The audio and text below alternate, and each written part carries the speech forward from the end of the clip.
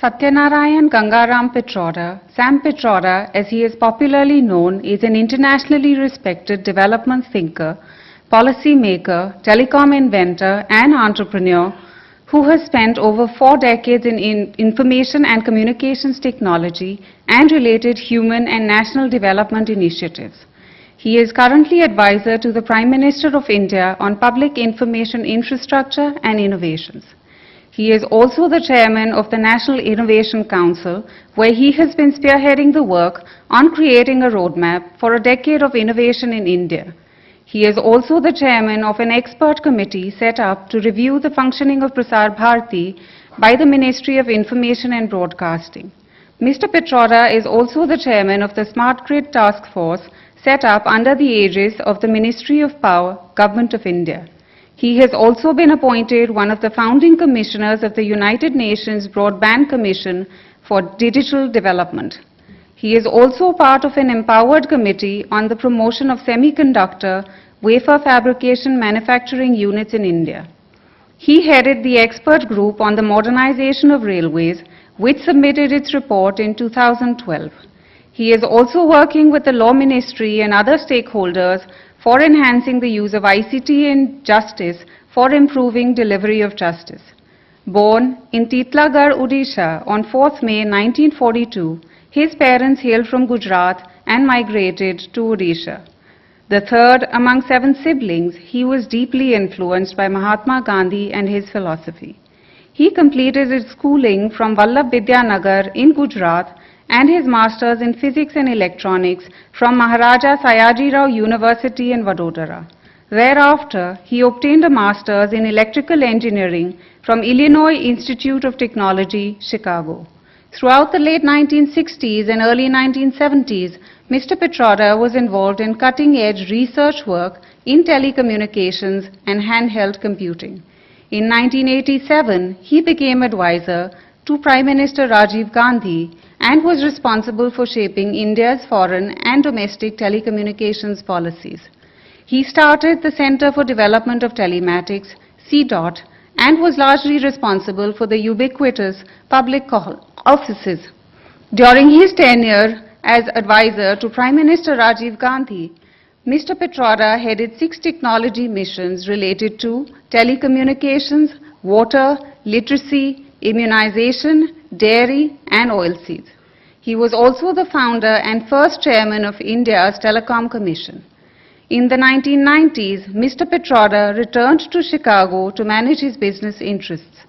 When the UPA government came to power in 2004, Prime Minister Dr. Manmohan Singh invited him to head the National Knowledge Commission. He served in this capacity till 2009. He was a recipient of the Padma Bhushan Award in 2009. In 2011, the International Telecommunications Union conferred on him the World Telecommunication and Information Society Award. An entrepreneur, he is the founder and chairman of CSAM. As an inventor, he holds close to 100 worldwide patents. Iilm is honored to confer the Global Thinker Award 2013 on Mr. Sam Pitroda. May I request our chairperson, Mrs. Malvika Rai, to confer the 7th Iilm Global Thinker Award on Mr. Sam Pitroda.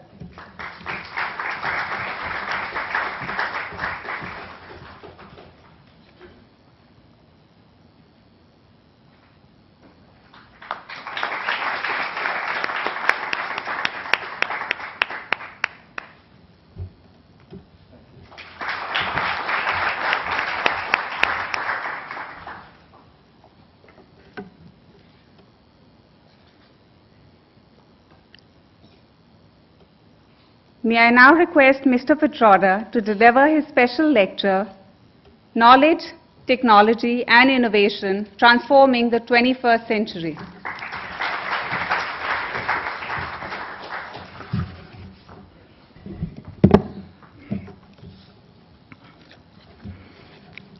Mrs. Rai, Dr. Shashi Tharoor, ladies and gentlemen, good evening. It is indeed a special privilege to be here in front of you. One, to accept the award, and two, to have an opportunity to talk about knowledge, technology, and innovations in the 21st century. I want to thank the organizers for giving me this opportunity. I want to thank judges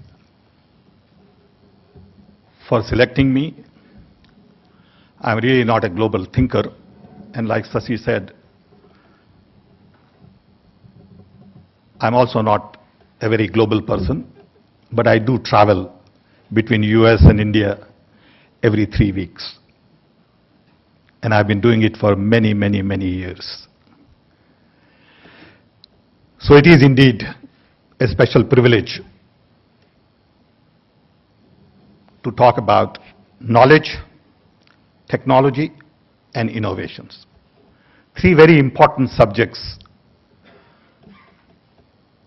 3 very timely topics, and 3 areas where I believe destiny of mankind would be carved out in the 21st century. There are so many things that I'd like to talk about. I really don't know where to begin. I normally don't prepare any speeches. I just look at faces and decide what I want to say. So if you look happy, I sort of go in one direction. If you look very unhappy and confused, I go in other direction. So keep smiling. I would like to begin by first saying that we are indeed living in the most interesting and exciting times ever in the human history. What is happening today in terms of internet web is nothing short of miracle.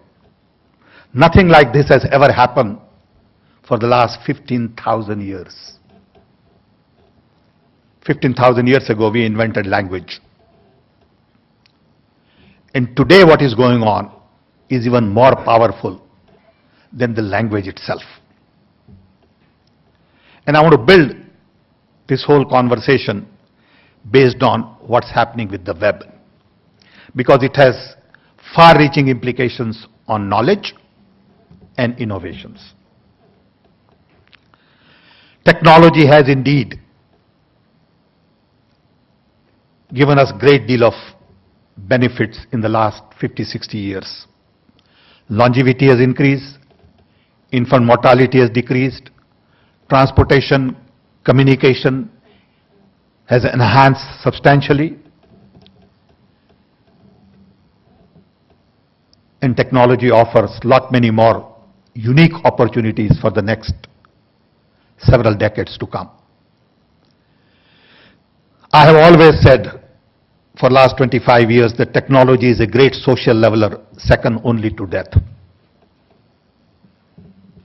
Technology can indeed put 2 unequal human beings on equal footing. There is technology everywhere around us. But to understand a little bit of this, it is important to understand last 50 years or 60 years. Let's just look at World War II. World War II was a very disruptive event. Right after World War II, around that time, US decided to set up all kinds of global institutions. UN, World Bank, NATO, IMF, WIPO, WTO. All of these organizations, to me, were set up with single objective of keeping US dominance. It was very clear. It worked well because then 250 million people could hog all of the world resources. In the process, democracy spread. Gandhiji was a very important instrument in decolonizing the world. In the process, capitalism also flourished. But right after World War II, as the decolonization started, large number of people became free in terms of their aspirations. Then comes Deng Xiaoping in China, and then comes Gorbachev in Soviet Union, and all of a sudden you got 3 billion more people with the same aspirations that America and little part of Europe had. Simultaneously, all of the most important technologies were developed essentially from defense budget in the US. Microprocessor, transistor before that, laser, DNA, all kinds of genetic know-how, biotech, nanotech. Almost every important technological innovation in the last 70 years has had roots in America and also had roots in defense spending. Because of the roots in defense, a lot of these ideas could not be scaled for rest of the world. I've been saying again for last 25 years that best brains in the world are busy solving problems of the rich who really don't have problems to solve. And as a result, problems of the poor really don't get the right kind of talent. Now that we have 3 billion more in the back of 300 million, all of a sudden new opportunities are emerging. Knowledge is being democratized, technology is becoming pervasive, and the world going forward is going to look very different from the world that we have created. 21st century is all about these three words: knowledge, technology, and innovations. I'll first talk about the general aspects and then maybe zero in on India at the end. Before coming here, we had little discussion on universities, knowledge, future of education. So when I look at internet and the kind of knowledge and information available on the net, I believe if I had a kid today, I would never send that kid to school. Guaranteed. Because all there is to learn is already there. For learning today, you need three things: motivation, time, and content.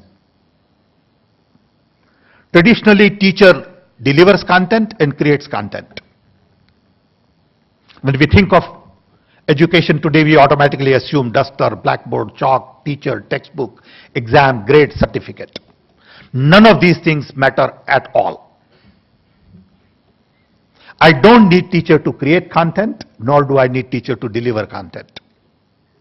Because content is already created by best of the best, and it's available in multiple forms on the web. So what do I need teacher for?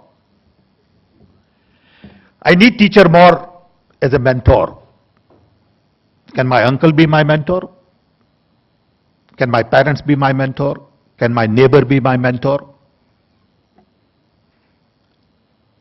So the whole paradigm of education and learning is changing rapidly.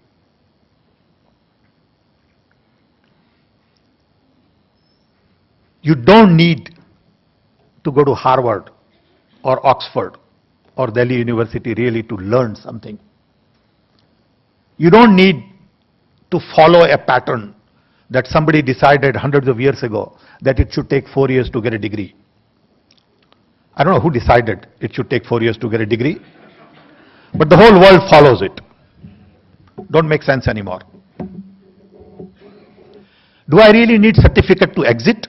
Maybe I need certificate to enter. in a job market? These are all the questions being asked because knowledge has a different meaning today. I don't need to remember anything. If I need a spelling of anything, I go on the web. I don't need dictionary. If I need to learn about medicine, I just go on the web.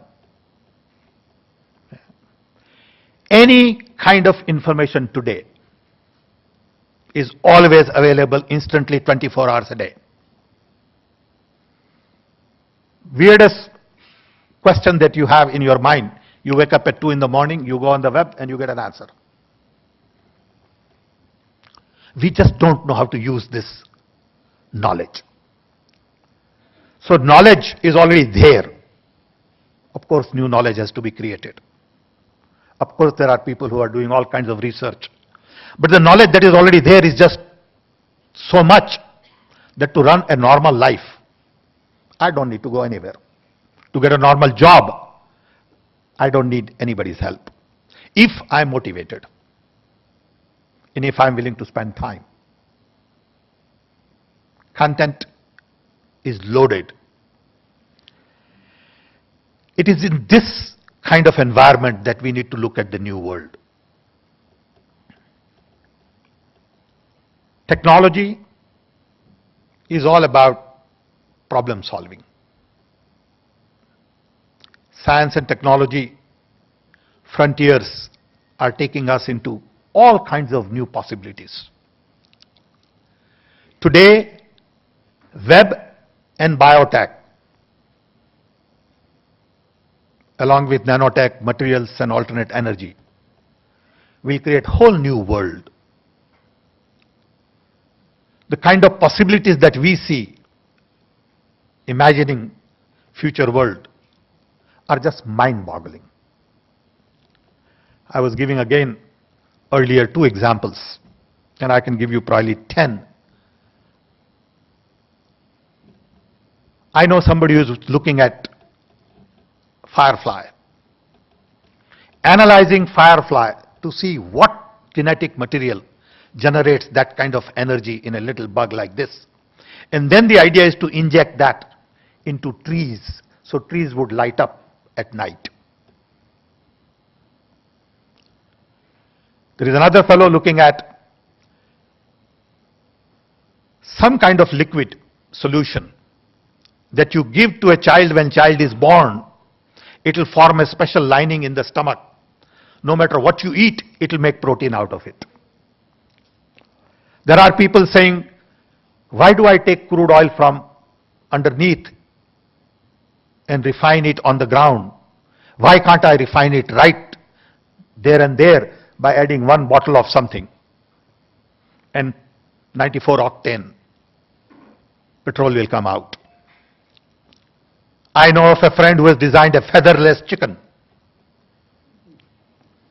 because we kill about 1 billion chicken probably every, I don't know, maybe a week or day or 2 days. And the amount of feather that we generate in this world creates mountains and mountains of garbage.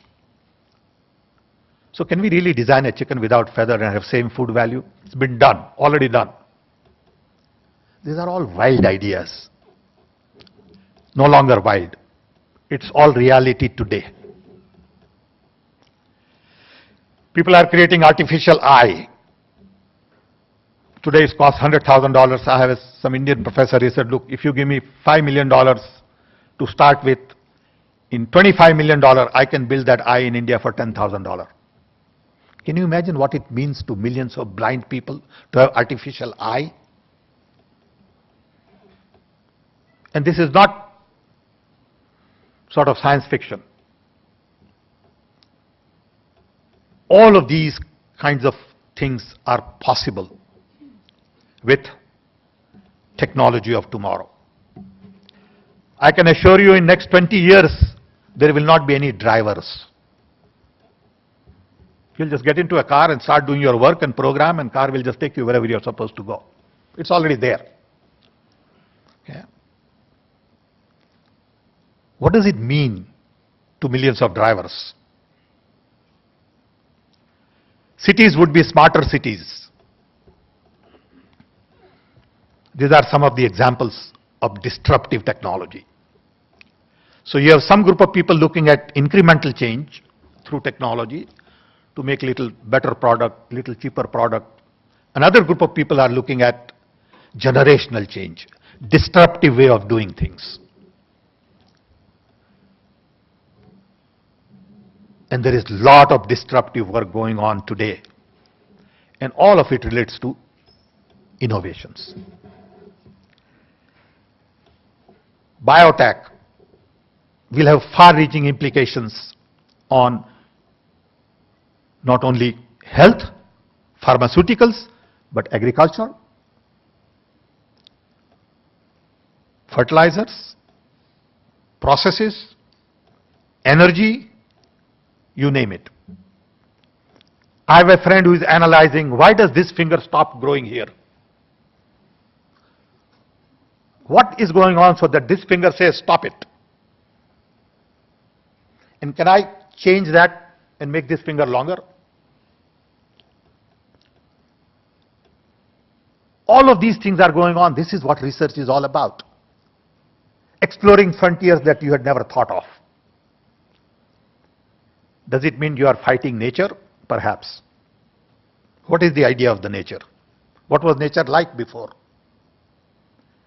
Another fellow I know, is trying to grow a tree that will grow 6 feet every day.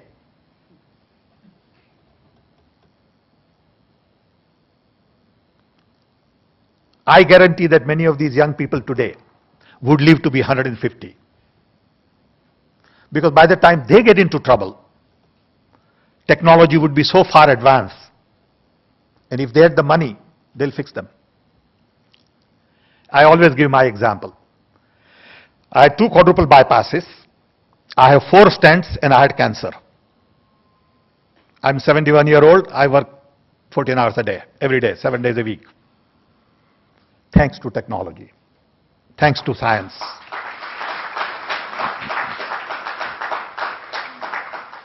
These are the miracles that we take for granted. Yeah. And I've been just in phase. If I had been off phase by 10 years, you'd been dead long time ago. So you're just trying to be in sync. I'm losing some hair, so I'm hoping that by the time I lose, somebody will come up with some liquid you put in. It'll be all sort of, bushy hair. I know another fellow who is developing hair color. So when you color your hair today, you are coloring outside. But the hair is a tube. So at University of Los Angeles, a fellow is working on hair color inside the tube. So once you color once, it's lifelong. All of this is here. The key is, how do you scale it? How do you make it cost effective? And that's the next phase. So a lot of this innovation that is going on is going to change everybody's life. Now, it is no longer just for the top of the pyramid. Because a lot of people are focused on affordability, scalability, sustainability. If it is affordable, it will be scaled. If it is scaled, you will figure it out more on sustainability. I always give this example. I've been in telephone business for about 48 years. Per line cost of one telephone remained $1,000 a line for almost 30 years. We went from electromechanical to analog to digital. Added a lot of features, 200 features, but cost remained same. As a result, it took 110 years to get to billion phones. Then comes mobile phone. $1,000, it started with $2,000 a line. Then it became 1,000 and 500 and 200 and 100, and when it became $80, in 15 years we added 6 billion more phones. That is the power of affordability. So everything we do has to really take into consideration affordability, because then only you reach out to masses. Unfortunately, in this process of democratization, capitalism, free market economy, globalization, a lot of these ideas get hijacked by many. And true values really don't reach to large number of people.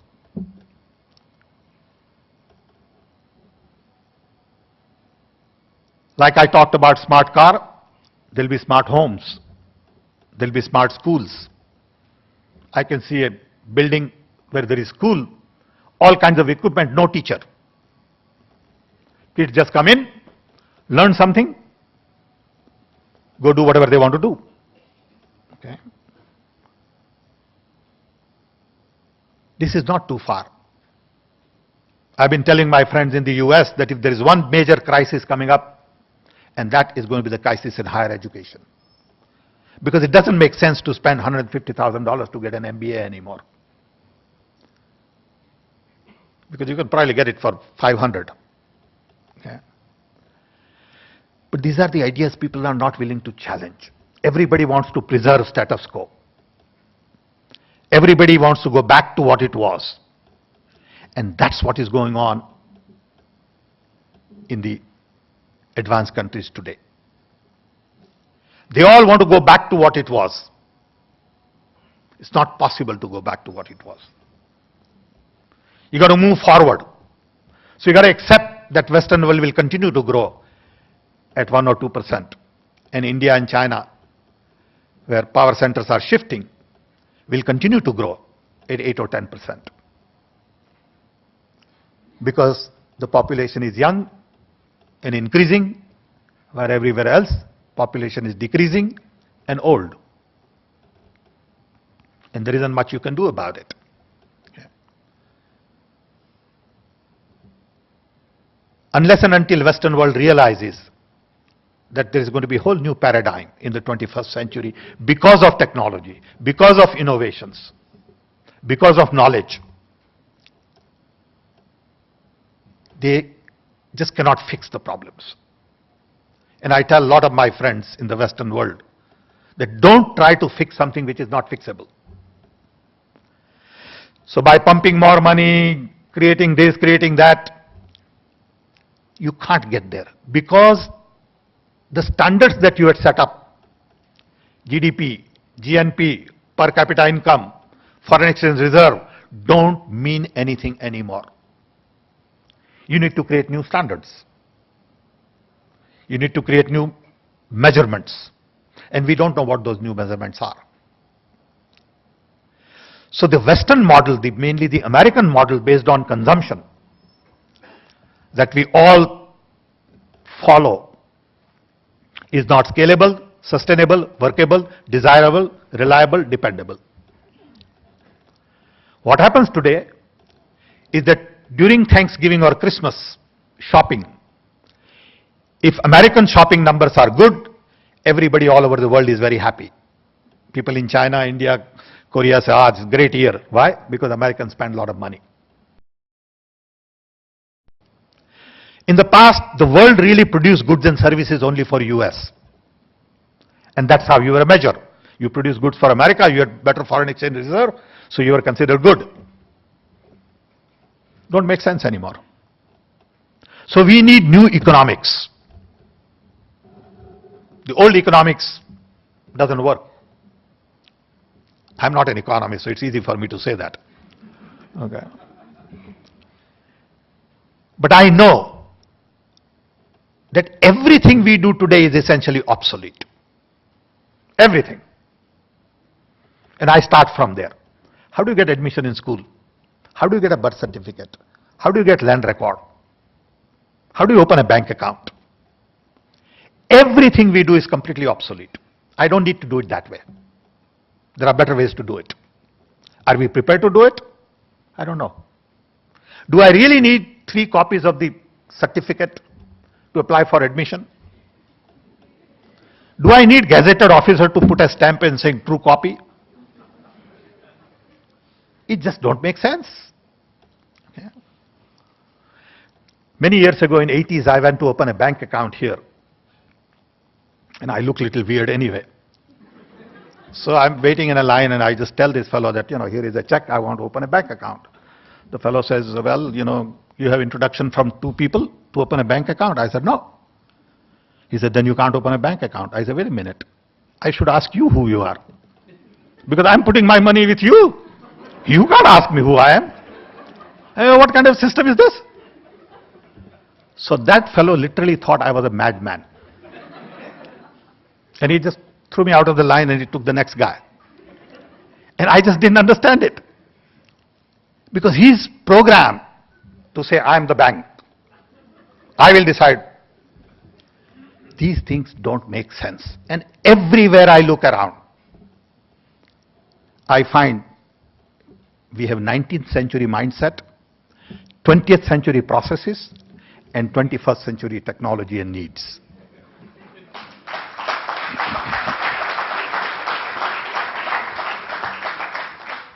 And many times I talk to people and I really don't have anything to talk to them about because we are just not communicating. We are in different world.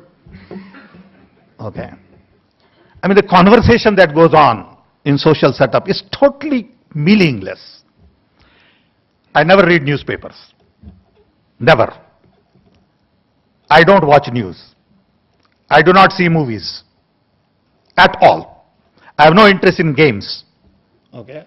Because these things don't mean much to me. Not that it's not good. Not that it's bad. Because there is so much other interesting stuff going on in the world. Why would I waste my time in watching some game? I'd rather spend my time thinking about what's going on in the world.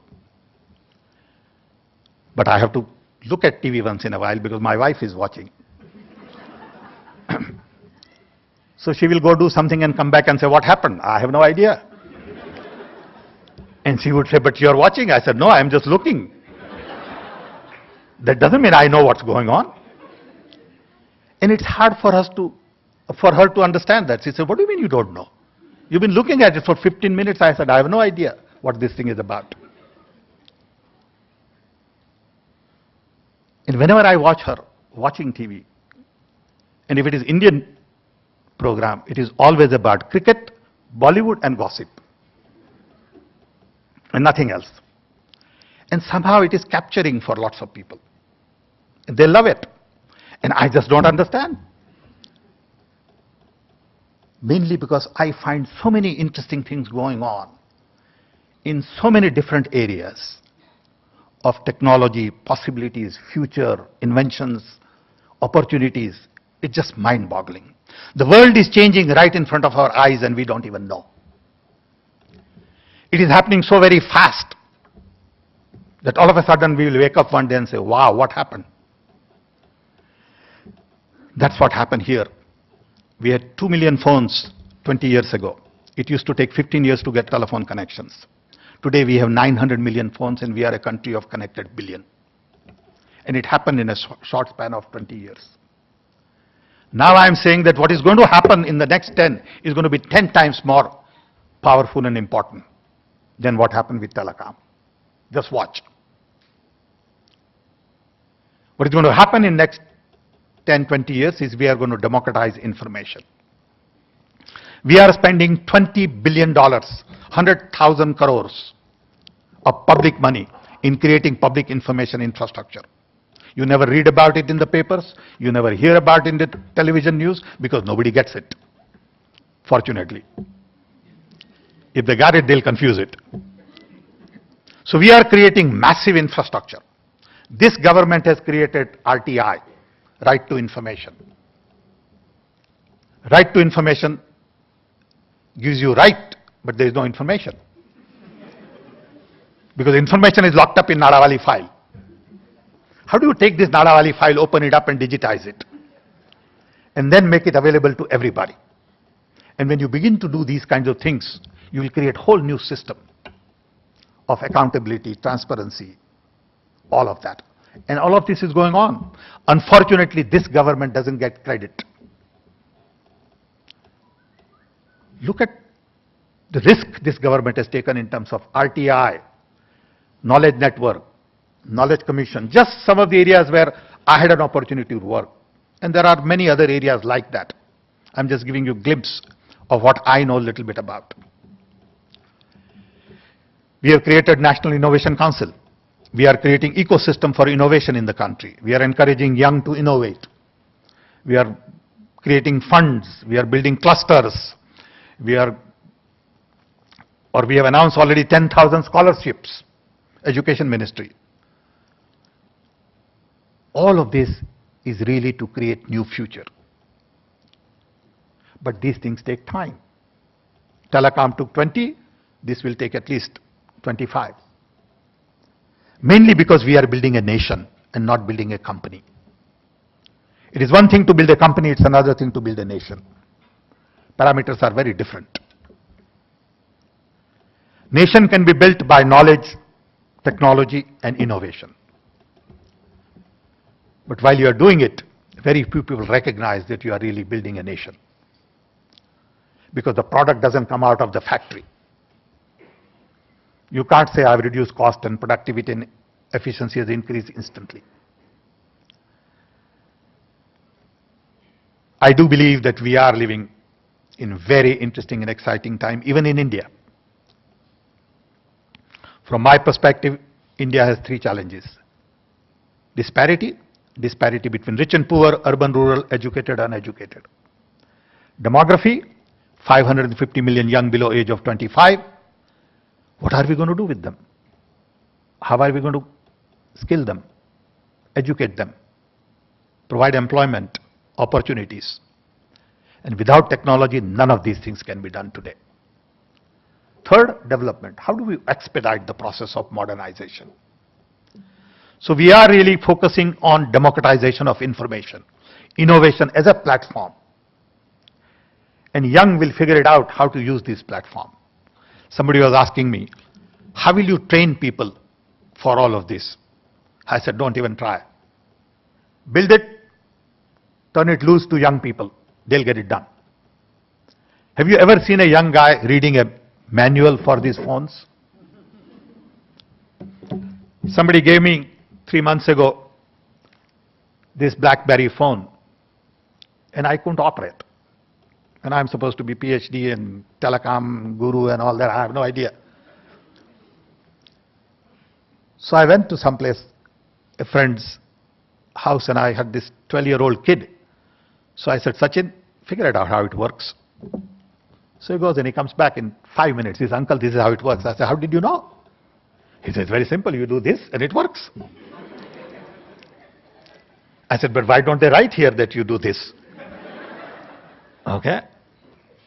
Now, how did he learn? I don't know. That is the future. India's future lies in young talent. Ignorance is a great asset. Don't try to learn too much. You'll complicate it. And I am bullish on India only because of two things. With all the confusion, all the negativity in the system, all kinds of people, cynicism, all that goes on in India. If you listen to a lot of these people, you feel that you don't want to get up tomorrow morning. But I see two great hopes. Technology, which include knowledge, innovation and all that, to solve the problems of tomorrow in a different way, and young talent.